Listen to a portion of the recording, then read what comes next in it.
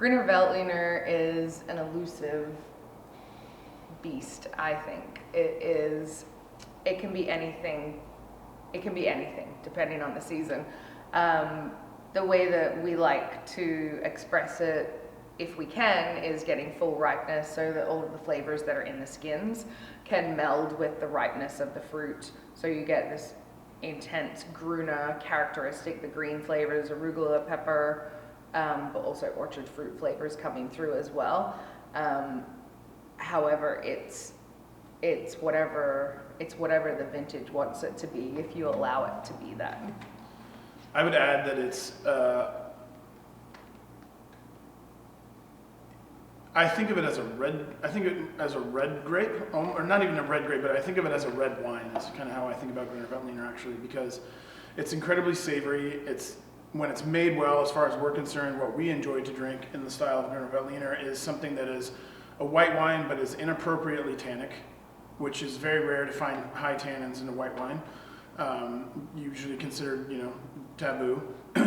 But its richness is very much like the way that a red wine would sit. It's not a grape variety that is making a white wine that is about its acidity. It's actually about its skins, and it's about its tannins, and it's about its savoriness and what we call phenolics, and the characteristics of compounds that are extracted from the skins are incredibly important in this grape variety.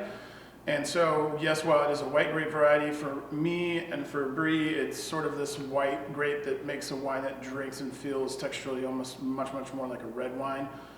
And so for us, I think that is how we approach treating the fruit in the vineyards, and how we farm it with the sunlight, and how we decide to pick it, and how we treat it and age it in the cellar. It's kind of like a light red wine.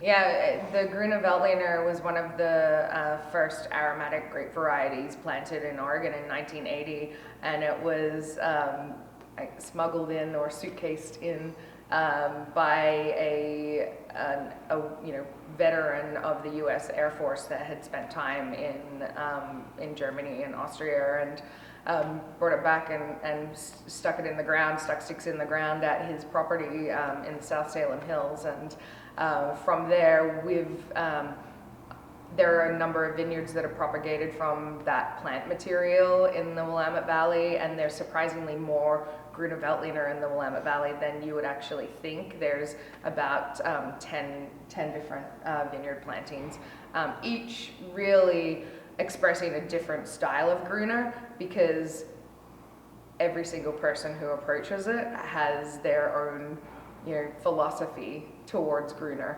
and experience with the grape variety. So you can't really pin it down. It's a grape variety at the moment in Oregon that you can't really pin down. Many faces.